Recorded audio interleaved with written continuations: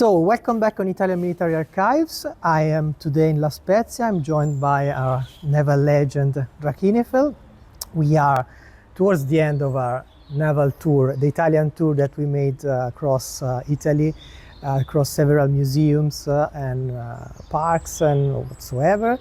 And today we are in La Spezia in the Technical and Naval Museum, which is a place that I recommend to everybody to visit if you're interested in naval history and especially in Italian history. We have come to the end of our tour today in the museum, and we decided to take a few minutes of recording for discussing and reflecting also on things that we have I had the pleasure and honor to discuss with you in the last few days. The first thing is that while studying naval history and watching content on naval history and also looking at the perception of people, what people are interested in, I have come to the conclusion that there is a lot of attention given to single battles, maybe very famous battles like we saw the celebration of Lepanto, for instance. But we know that single battles hardly win a war and hardly change history, and there is much less attention given to the context in which the battles are placed, and then it's the context that shapes history and shapes the course of a war. The battle can help in a way, but you need to have a larger picture. You know? Yeah. I think in the popular view, it's probably a combination of two things. One is obviously a single battle is much easier to tell the story of. It's a nice compact thing to tell people rather than here is a 12-year history of the campaign with all the little details and then we spent 8 months sitting off of a port on blockade duty kind of thing, which is less interesting to the general public. The other thing I think, which especially in the 20th and 21st century, is a trap that actually a lot of navies fell into as well, which is the Mahanian, well, it's not even really the Mahanian idea, but what people think the Mahanian idea is of a decisive battle. So they're like, well, this is the decisive battle, this is all we have to pay attention to. And in actual fact, not only is that completely wrong, it's not even what Mahan says. Mahan says you use the decisive battle to then enable you to do all the other things that let you win. And, even when you look at something like, the really big things that people think are really decisive, like the Battle of Trafalgar, it's like, yes, it was a decisive battle in terms of breaking the back of the Franco-Spanish fleet, but in terms of winning the war, what was more important was the blockade, which Trafalgar was sort of a bit of a sideshow from. And then you have the fact that at the time of Trafalgar, Napoleon had already decided to march off to the east, and the Napoleonic Wars don't end for another decade.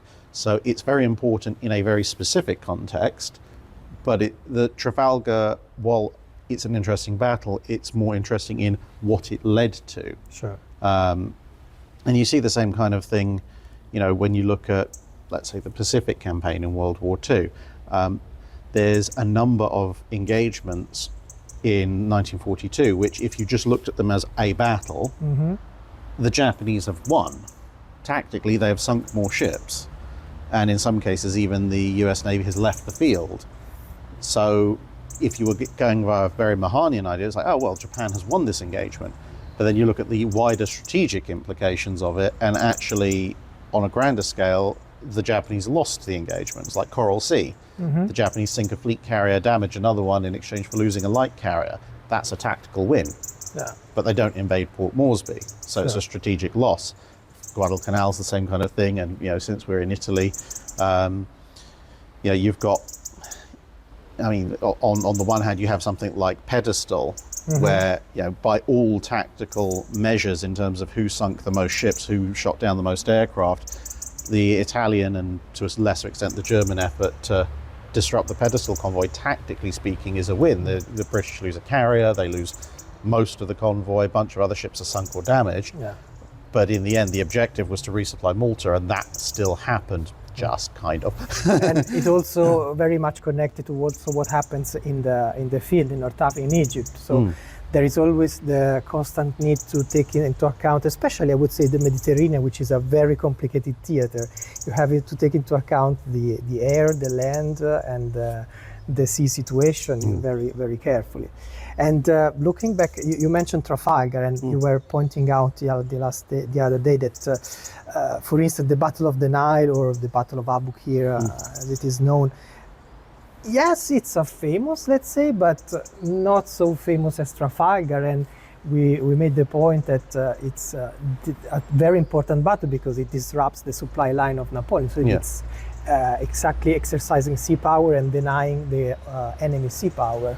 Yeah, and it arguably, in terms of the immediate effects on the war, the Nile is probably the more important of the two. Because as we said, like Trafalgar, in many ways a bit like Jutland, is more about maintaining the status quo. Because the status quo is the British have a blockade. They want to keep the blockade to economically strangle the French and to stop them from trying to invade the UK. So as long as they can keep that, whether the battle is a decisive victory or a draw or whatever, that's fine. As long as they don't lose, fine. Whereas with the Nile, when you've got Napoleon and his army in Egypt, there is a potential for Napoleon to carve out a new French empire in the Middle East, and then the British are worried potentially even head on to India, which is kind of their crown jewel. And that's a battle which, if the status quo is maintained, i.e. De Broglie's fleet stays in Aboukir Bay, that's a British loss. They have to win, and they have to win decisively, or they have lost. Sure. And so in terms of the more immediate, what happens in the next 6, 8, 12 months in the war, the Nile probably has a much, much greater effect on things, even though Trafalgar is a much bigger battle and a much more decisive win to a certain extent. Its effects are much, much broader in scope, extend over a longer period than the immediate campaign. So going back to World War II, which is, it seems that's the topic that most of the people are interested in, especially if you compare the views on the videos on it. You have done a work on the Regia Marina covering this overlooked navy, as you titled the interview with Professor O'Hara. And you were making the point that the Regia Marina must not be overlooked so much, because we know at least in the literature, in the popular culture, has been very much overlooked, but it's not a level of threat which is negligible, and it's on the same level as the Kriegsmarine. Yeah, well, I mean, arguably, to a certain extent, I would, if you exclude the U-boats, if you look at the surface fleet, so just ignoring the submarines for a moment, because to a certain extent, there are U-boats in the Mediterranean, there are Italian submarines in the Atlantic, so it's kind of a bit of a wash.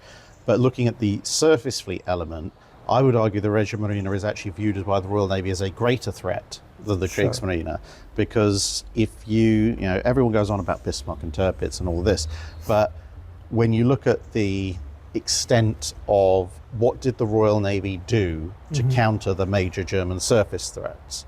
So you have initially the hunting groups for Graf Spee at the beginning of the war, when they basically got all the spare resources in the world.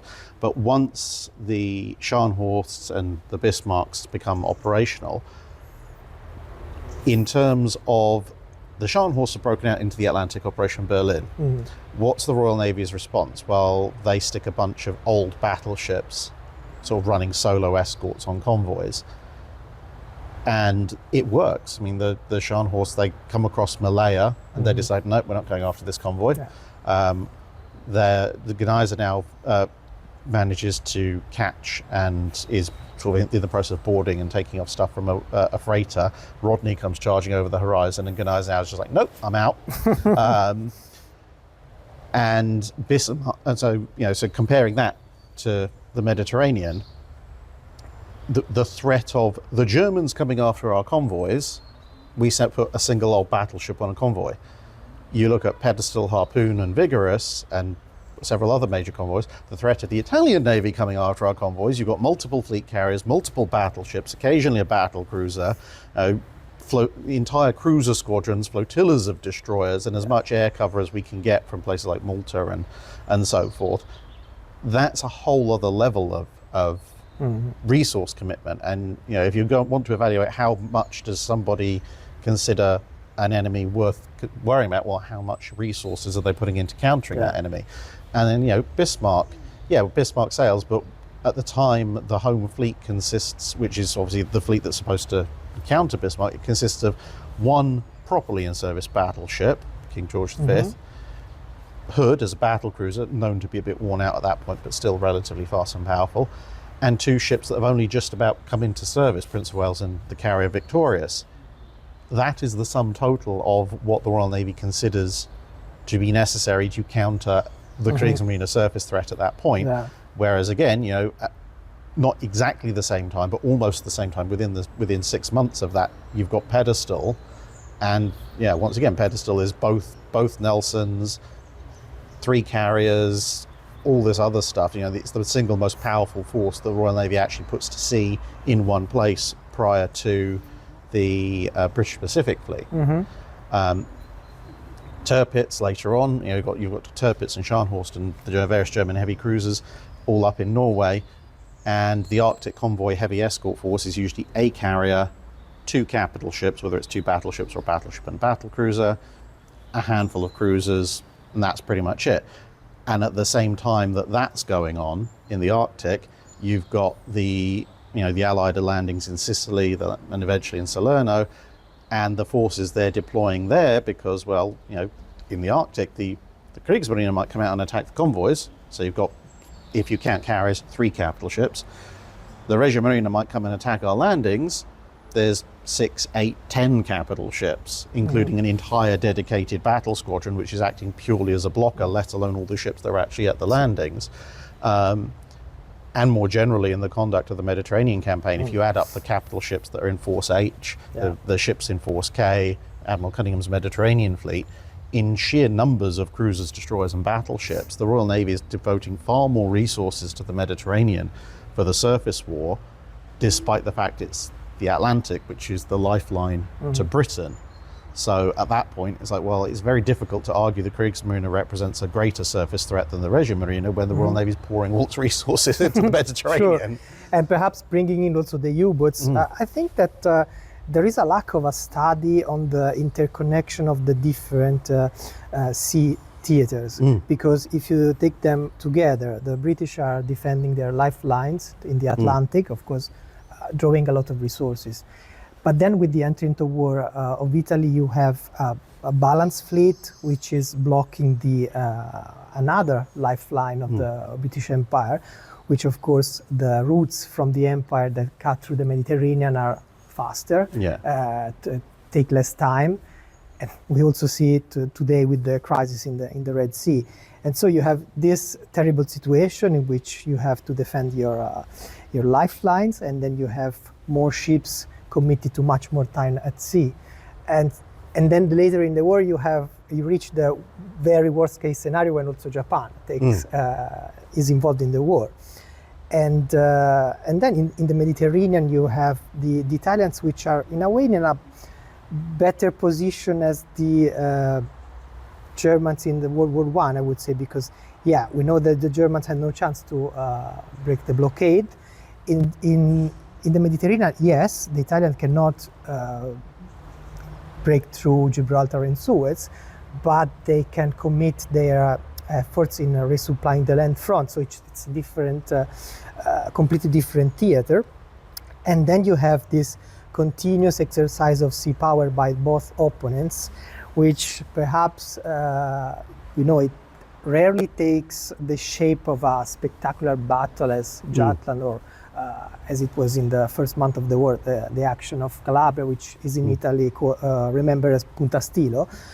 And then you have a long list of small actions which day after day influence the course of the war. Yeah, and that's the other thing, it's ongoing actions, and also within those actions, I think you can also determine threat levels and professionalism from how do both sides react when the other side is present. So, again, in this case, we're looking at the Kriegsmarine, the Regia Marina, how the Royal Navy treats them. Most of the time, the Royal Navy treats the Kriegsmarine as an excuse to go shooting things. So, the Scharnhorst show up at Lofoten, it's two battleships versus one old World War I battlecruiser, Renown, and Renown's just like, let's go, and ends up chasing them off. Whereas if you look at, I think it's first Surte, when Renown is present. It's one of the Surtes. No, probably it's Operation Halberd. Possibly. But at one point, Renown is in the Mediterranean, facing off against Italian warships, and it's very much more a game of cat and mouse. Of Renown isn't charging headlong against the odds the way she would against the Kriegsmarine. She's playing like, I'll come in and do a few shots and fall back, and then the Italians will come in and do. So they're playing. Then it escapes Partivento. Yeah, that action is Partivento. Yeah, so they're playing it a lot more close to their chest, or the Battle of the Barents Sea. So you've got an Admiral Hipper class heavy cruiser and a Deutschland class heavy cruiser with far more firepower than the couple of Royal Navy light cruisers that are present. But the Royal Navy light cruisers are just like, we shall ambush and attack and keep shooting, despite the fact they're theoretically horrifically outgunned. They're willing to press the action. Whereas, if you look at the daytime run up to the Battle of Matapan, or several other engagements, you'll have a whole Royal Navy light cruiser squadron that might be 5-6 cruisers, and a couple of Italian heavy cruisers will show up and start lobbing 8-inch shells at long range.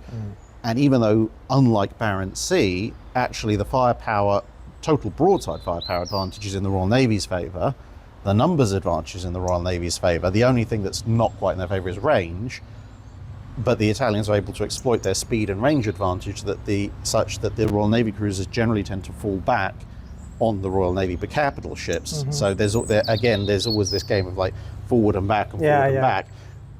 And dragging the other on the opposing battlefield. Exactly, and that's the kind of behaviour that you tend to see when the Royal Navy respects its opponent as an equal. So they're playing it very cagey. They're trying to ensure they've got a preponderance of force before they engage, because they're quite aware of, if they go in on equal footing or perhaps even as outnumbered, they might win, but there's a reasonable chance they won't, and they're not going to take that chance. Whereas usually when it comes to the Kriegsmarine, the Royal Navy's like, free XP. It doesn't always work out, like when Glowworm tries to take on Hipper. But the fact they're even willing to try it, and especially because a lot of the time, like say with Renown, it's the same ships and the same captains. So it's not even like the Royal Navy forces in the Mediterranean are especially cautious and the ones in the North Sea are especially bold. A lot of the time it's exactly the same people fighting against just different parts of the axis and making very different judgment calls as to how things are going to go. Okay, so we are at the end of our short chat today. You will find on Drax's channel and on my channel some content related to this Italian tour, hopefully some pictures soon and some video contents later. Who knows when I will be able to publish this. But Drax, thank you a lot for this chat, and thank you for visiting Italy and all the other museums apart from La Spezia that we saw. We saw the museum in Venice, we saw the Vittoria degli Italiani, we saw the Galata Museum in Genova, and you are going to see the Museum of the Ancient Ships in Pisa and the Navy Ship Museums down in Rome. So if you are not Italian and interested in naval history, there are plenty of places where you can grasp it. Thank you. See you next time.